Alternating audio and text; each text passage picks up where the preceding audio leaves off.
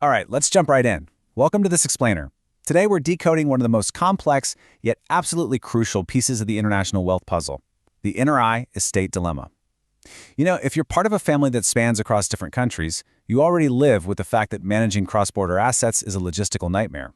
But actually transferring those assets to the next generation? Man, that introduces an entirely new level of legal and financial friction.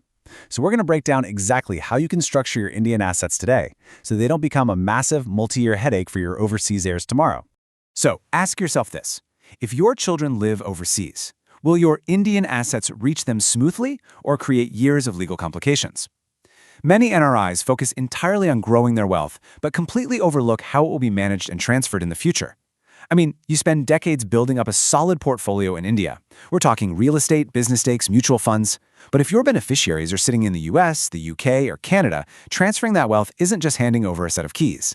If you don't structure this correctly right now, you could literally be leaving your family with a tangled web of cross-border tax liabilities and frozen assets. Now you might be thinking, hey, I have a will, I'm totally covered. Well, actually, for cross-border families, relying just on a will has some pretty severe limitations. See, unlike a living legal structure, a will is really just a piece of paper that only kicks in after you pass away. And in a lot of major Indian cities, getting that will executed requires this legal process called probate. Probate is a court-mandated validation of the will. It is agonizingly slow, and while the courts are grinding through it, your assets can be completely frozen. To make matters worse, once a will is submitted for probate, the whole thing becomes a public document. Anyone can read it, which unfortunately practically invites challenges and family disputes. So if a will isn't enough to protect your cross-border family, what's the alternative? Enter the private family trust. A private family trust can help organize the management of Indian assets such as property, investments, or business interests for the benefit of future generations. Under the Indian Trusts Act of 1882, this isn't some faceless corporate entity. It's a fiduciary relationship. Here's how it works. You, acting as the settlor, transfer the legal ownership of your assets to a trustee. That trustee is then legally bound to manage those exact assets strictly for the benefit of your beneficiaries, which will be your children or heirs. The absolute key here is that you're separating the legal control of the assets from the beneficial enjoyment of them. It completely shifts how the wealth is governed. And honestly, this quote hits the nail on the head regarding its biggest advantage. A private family trust operates from the day it is created, not from the day you die. Unlike a will, a trust can provide ongoing management, clear rules for trustees, and structured distributions to beneficiaries immediately. It's a dynamic, living vehicle. You get to actually watch it work while you're still alive, making sure your wealth is being managed exactly the way you intended, with zero disruption when you eventually do pass away. When we stack these two up head to head, the differences are night and day. A trust takes effect the moment you sign the papers. A will only works post-death.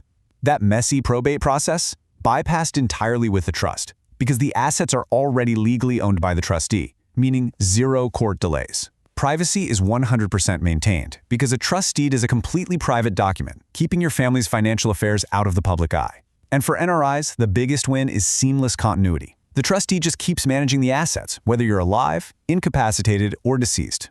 However, trusts are not one-size-fits-all. Their tax treatment depends heavily on the type of trust you set up, the income it earns, and the countries where your beneficiaries actually live. You really can't just download some generic template off the internet and expect it to bulletproof your wealth. Structuring a trust requires precision. If you get it wrong, the tax implications can be brutal. So you basically have two primary ways to structure an irrevocable family trust in India. On one hand, you have a specific or determinate trust. This is where the exact share of each beneficiary is clearly carved out in the trust deed. Think something like, my son gets 50% and my daughter gets 50%. The trustee has absolutely no power to change that math. On the other hand, you have a discretionary trust. With this one, the trustee has the absolute power to decide who gets what and exactly when they get it based on the changing needs of the family over time. It offers incredible flexibility, but as we're about to see, it comes with a pretty massive tax trade-off. Right, so here's where the rubber meets the road with the Indian Income Tax Act. In a specific trust, because we know exactly who gets what, the trust's regular income, things like interest or dividends, is taxed at the beneficiary's individual slab rates. That can be incredibly tax efficient. But with a discretionary trust, because the shares aren't fixed, the tax authorities take no chances and hit this trust with the maximum marginal rate. That's a flat 30% plus any applicable surcharges. Oh, and if you set up a revocable trust, meaning you reserve the right to cancel it whenever you want, the government basically ignores the trust entirely and just taxes the income directly in your hands. Now, don't panic, it's not all flat 30% taxes across the board. There are some nuances you definitely need to know. If your irrevocable trust realizes capital gains, like if it sells off mutual funds or a piece of property, it gets to enjoy the standard individual rates. That's 20% for short-term and 12.5% for long-term gains over the exemption limit. And that applies whether it's discretionary or specific. But, and this is a massive red flag, if your trust directly earns business income, meaning it's running a day-to-day operating business rather than just holding company shares, the entire income of that trust gets slapped with that 30% maximum marginal rate. The golden rule here? Always hold your operating businesses through corporate entities, never directly inside the trust itself. The FEMA complication, cross-border rules for NRI beneficiaries. As if the tax code wasn't a big enough puzzle, let's talk about the next massive hurdle. $1 million. Seriously, burn this number into your memory. Under FEMA guidelines, this is the absolute maximum cap that an NRI can repatriate from India every single financial year out of their NRO account. And yes, this $1 million limit includes any distributions or inheritances they get from your private family trust.